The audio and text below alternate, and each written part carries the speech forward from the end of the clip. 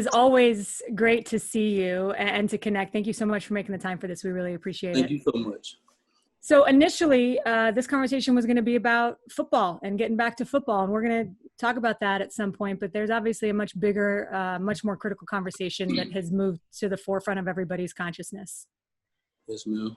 And I want to just start by asking you, how are you doing in this moment? And can you share what this last week has been like for you as a young Black man, student athlete in America?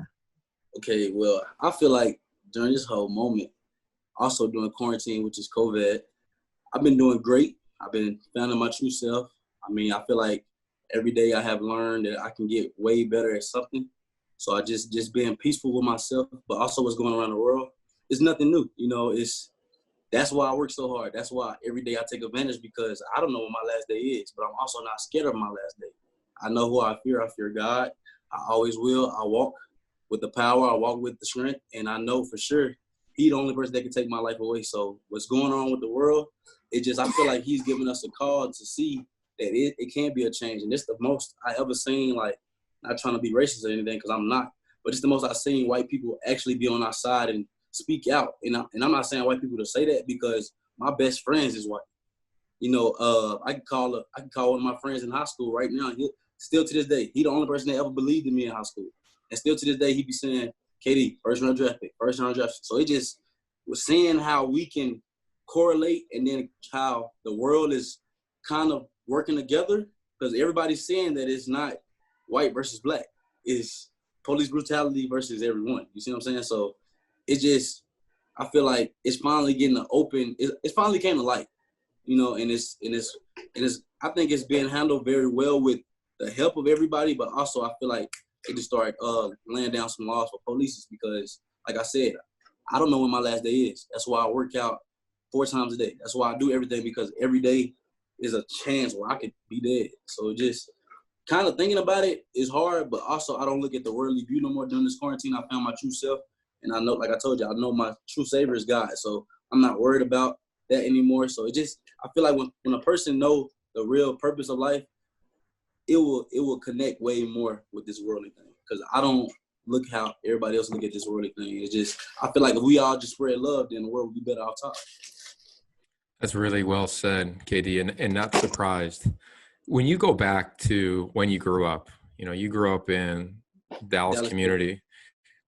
What was your experience with racism, and when did you experience racism, if you did, as a child, teenager, etc.?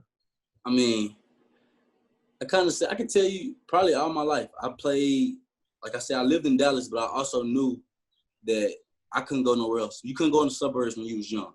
That's one reason why we stayed in the Dallas community. I don't want to say hood, because that's negative. I want to say Dallas community, because we knew if we go to the suburbs, now it's rules. It's, okay, Katie Nixon, you can't go to this restaurant. Like, I promise you, it was like that in Dallas still. Still to this day in South, I feel like the South is worse with racism. Like, they cannot hide it. You will see a person look at you dead in your face and like, what are you doing here? So just growing up with that, I feel like I just knew my parents gave me everything, as in like sacrifices. So why not take advantage of every day? That's why I told y'all today, I finally see what the world has come to, and it's not white versus Black. It's the people that probably taught them how to act like that, how to treat people as that way. Because, like, right here, Yogi, actually, our connection and relationship is perfect. Now, it's because it's just love. It's mutual. Now, see if the whole world get that. So just growing up in my community, it wasn't taught that way. So I don't want to speak back on it like negatively, because I don't look in the past no more, but just growing up, I feel like it made me to the person I am, to be able to say, hey, I can make the change, because I promise you, I have 15, 20 best friends that's white. Every person in Boulder campus, I promise you, can tell you they know me, not because of football, because of who I am off the field. And it's just because of love. I help everybody, and everybody help me. And I'm going to always do that. And I just feel like that's the best thing. Like I told you, love, love, love. That's the biggest thing. I just told my team meeting also that. Love. If we all just spread love, the world would be better.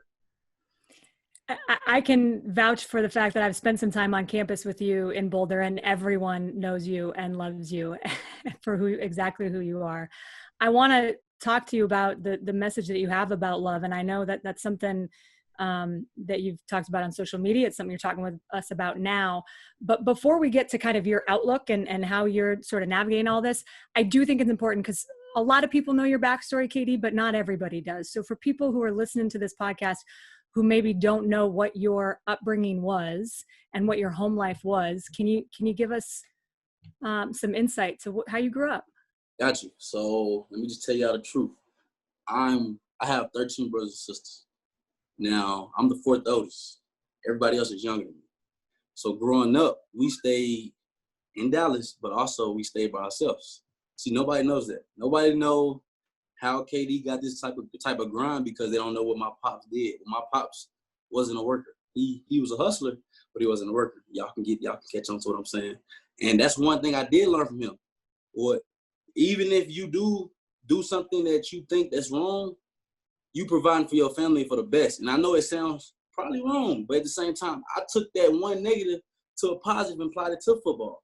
I applied it to, okay, let me spread love and relationships. So growing up, I'm the only child that my family hated. I'm not gonna lie to you. They just knew that he had a smart mouth, but he was too old for his age. You call my mom right now, you call my dad, you call my granny. They'll tell you I was the only person that could argue with everybody because I was also observing everyone. So growing up, I had to move from places to place. I got kicked out of the house. I had to live with a teammate, coach. We can call my middle school coach right now. He'll tell you. He picked me up every morning to go work out. I stay on the game all night because I ain't got nowhere to sleep. I stay on the game all night at my friend's house, play the game, and he'll be up there at 5 o'clock in the morning. I get up, go work out with no sleep, go to school, do the same thing every day. Why? Because I just knew if I was to go to sleep, my dad would find that I'm staying at his house. And it's not a bad thing. It's just the fact that we just got in an argument. I'm not supposed to be here. So I'm just jumping from house to house, and it's just like I go back in time to look at it like, man, without doing that, I wouldn't be me. My brother was always the ones at home. My little sister stayed home. I was the one that was getting whoopings, in trouble, running the streets, playing football, going to neighbors' house, not even knowing them people, getting to know them. Like my neighbors will tell you I speak to everybody. I don't know why neither. I promise you, I don't know why I've always been like this. It's just I'm not a selfish person, and it's kind of sad because I didn't learn that into college. I didn't learn everything I'm talking to y'all about into college because I get to see the bigger view now. During the moment, I mean, I wanted to kill myself. I wanted to run away. I wanted to stop playing football because nothing was going right. You know, I'm living a dream of football in Texas. Yeah, I'm a celebrity in Texas. Whoopie whoop. Varsity player as a freshman. Whoopie whoop. But on this home life, I'm getting kicked out the house every day. I'm going to teammates' house. Their parents don't even want me there. One parent do, the other parent don't. Now it goes to relationship status as athletic ability. I'm better than this kid, so his parents mad. And it's like, when I just want to be in a nice, stable home. You see what I'm saying? So I think patience, learning, being able to observe, being able to stay controlled, humbling myself to God, because that was a big key factor. I let the football side be a major part instead of letting the home side. Now I look at it as I can be the best son now. You see what I'm saying? Like now I text my granny at 5 o'clock every day in the morning. Good morning, granny. When I tell you she cries because last year I used to be like, Granny, stop calling me, I'm working out. But now I seen that I have to be thankful. Other people don't have that granny.